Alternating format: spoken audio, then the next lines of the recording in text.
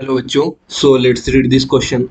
It says a coordination compound of cobalt has a molecular formula containing 5 ammonia molecules, one nitro group, that is one nitro group, and two chlorine atom. For one cobalt atom, 1 mole of this compound produce 3 moles of iron in aqueous solution. The aqueous solution on treatment with excess of AgNO3 gives 2 mole of AgCl as a precipitate.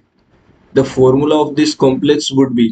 So हमें यहाँ पे देखना, यहाँ पे हमें cobalt का एक isomer जो हमें फॉर्मूला गिवन है, मोलिकुलर फॉर्मूला, उससे हमें उसका फॉर्मूला डिड्यूस करना है.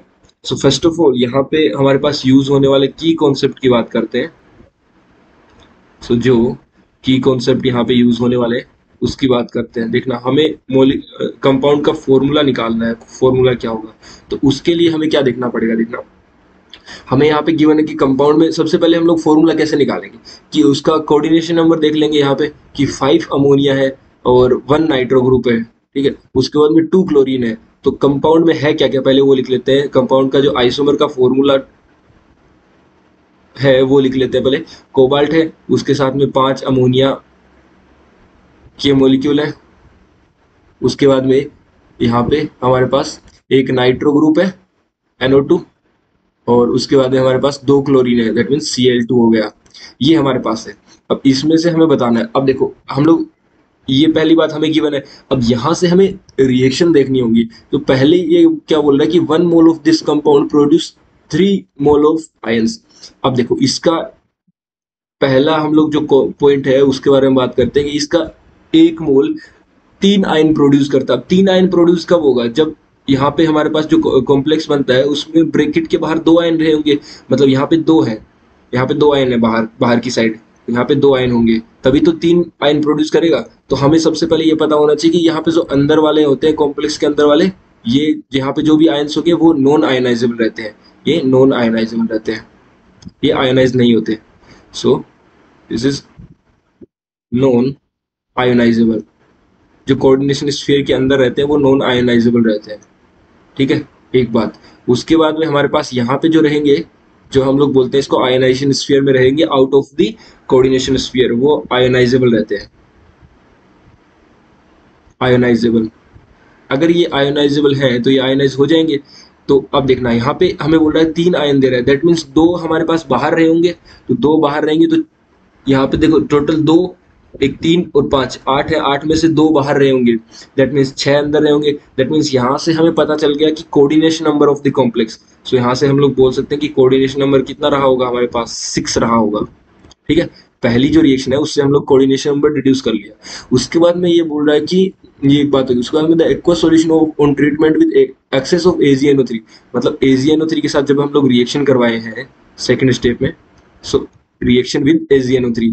सो हमें ये पता होना चाहिए रिएक्शन विद AgNO3.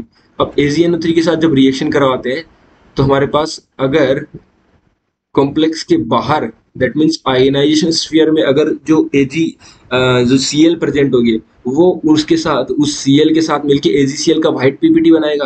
तो यहाँ से हमारे पास उस कॉम्प्लेक्स के साथ रिएक्शन करके AgCl का व्हाइट प्रेसिपिटेट आता है. AgCl का व्हाइट प्रेसिपिटेट आता है. तो उसकी वजह से हम लोग बता सकते हैं कि कितने Cl बाहर रहे होंगे. अब उसने बोला है कि 2 मोल ऑफ AgCl का PPT आ रहा है, प्रेसिपिटेट आ रहा है. ठीक है, तो इसका मतलब हमारे पास 2 Cl कॉम्प्लेक्स से बाहर रहे होंगे. दैट मीन्स हम लोग ये बोल सकते हैं कि दो Cl है हमारे पास, वो बाहर है दोनों. सो अब देखो क्वेश्चन पे प्रोसीड करते हैं. यहाँ पे फंडामेंटल कॉन्सेप्ट हो गए, जो रिएक्शन वगैरह होगी.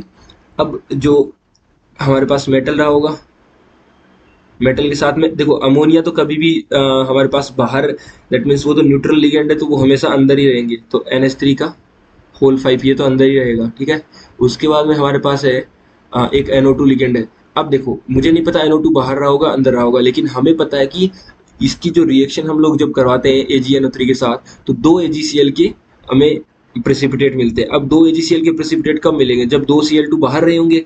तो 2 Cl2 बाहर होंगे. अगर 2 Cl2 बाहर है तो एक NO2 बचा, दैट मीन्स NO2 हमारे पास अंदर रहा होगा कॉम्प्लेक्स के.